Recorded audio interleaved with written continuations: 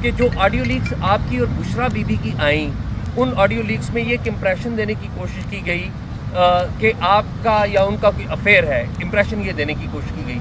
आप थोड़ा सा बताएंगे कि ये गुफ्तगू आपकी होती रही, ओरिजिनल बात क्या थी जिसको आप जो कह रहे हैं एडिट किया गया? सियासत इतनी गिरी हुई और इतनी घटिया हो चुकी है कि एक माँ और बेटे के रिश्ते को, जैसे कि आपने बोला है, उसको ट्विस्ट देना, उसको गलत तरीके से शो करना, कॉपी पेस्ट एडिट करके कॉन्वर्सेशंस करना एक खातून के ऊपर, और वो भी एक मजहबी खातून, वो भी एक ऐसी जो पर्दे में रहती है, बाहर आती नहीं है। देखें, जब मैं अपनी ज़िंदगी पॉलिटिक्स में, अगर मैंने अपनी ज़िंदगी दी हुई है तो ठीक है, मेरी ज़िंदगी का हर किस्सा पब्लिक में होता है, लेकिन जो एक बंदा पॉलिटिक्स में ना हो, ठीक है, मैं कोई ये नहीं कंपेयर कर रहा मरियम नवाज़ या ये, मैं सिर्फ ये कह रहा हूँ कि जब आप पब्लिक डोमेन में आ जाते हैं, ठीक है, आपको कई चीज़ें बर्दाश्त करनी पड़ती हैं, लेकिन जिस इंसान ने, जिस शख्स में पब्लिक फिगर ना हो या पब्लिक डोमेन में अपनी ज़िंदगी ना दी हुई हो, और फिर इतनी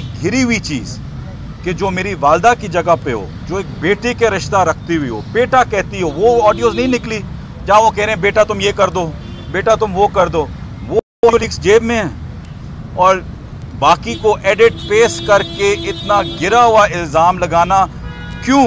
किस चीज़ पे? क्यों आपको इतना खौफ क्या है?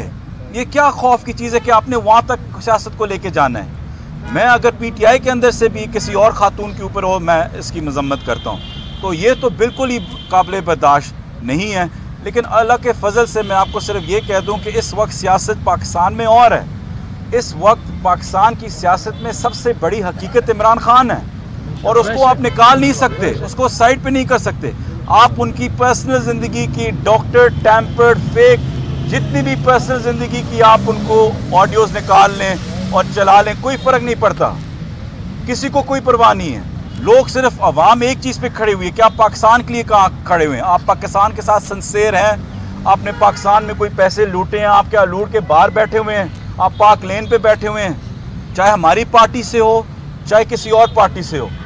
पाकिस्तान से जो भी बाहर गया वो आपके सामने है, जो पाकिस्तान यहाँ आके जो मुकदमे वक्त ले रहा है, सह रहा है, वो भी आपके सामने है। तो इसमें दो राय कोई नहीं है, और मैं यही कहता हूँ कि गुजारा अगर आपको सियासत करनी है, मर्दों की तरह करें, हौसला रखें, मुकाबला करें। एस्टैब्लिशमेंट निकालिए, कौन निकाल? देखें, ऑडियोज़ ख़ास तौर पे जो मेरी लिमिटेड नॉलेज है, दो ही इदारे होते हैं जिसके पास इतनी कैपेबिलिटी होती है, 2 या 3 इदारे होते हैं पाकिस्तान में, तो उन 2-3 इदारों में से होगा, जिनमें से जब इमरान खान प्राइम मिनिस्टर थे भी उनके नीचे थी, बाकी 2 इदारे थोड़े बहुत अपने इंडिपेंडेंट हैं। तो वो आपको बेहतर पता है कि कौन उन तीनों इदारों के अलावा, 2-3 इदारों के अलावा और किसी की काबिलियत।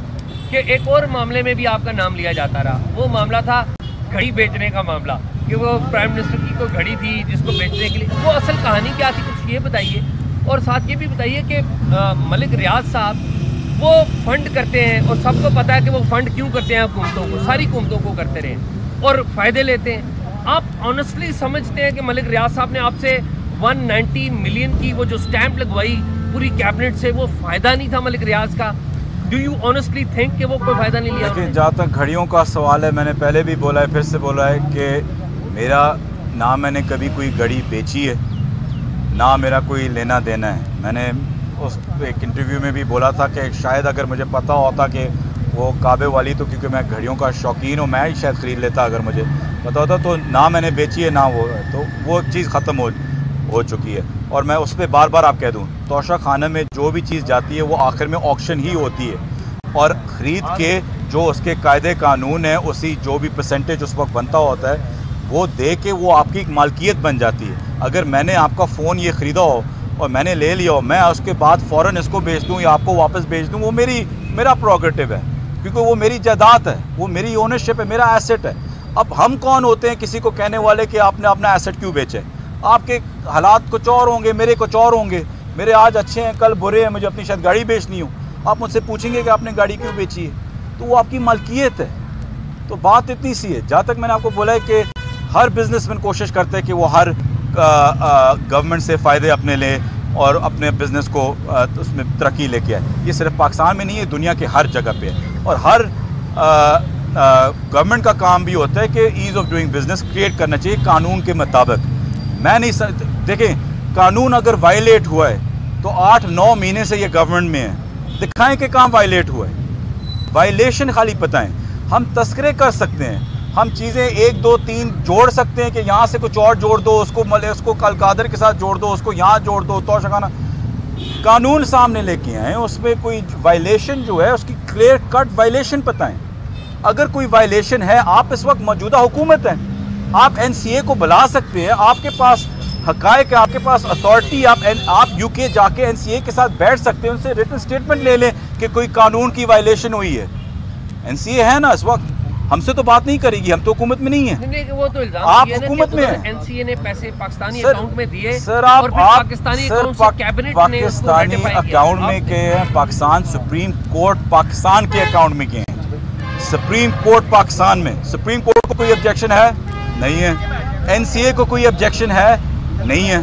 तो फिर से मैं कह रहा हूँ, सिंपल सी वायलेशन बताएं। मेरी टीम अभी वर्क कर रही है कि जिसने भी सबसे पहले ये लीक निकाली है, पता चल जाएगा कि वो किसका टाउट है, किसका नहीं है।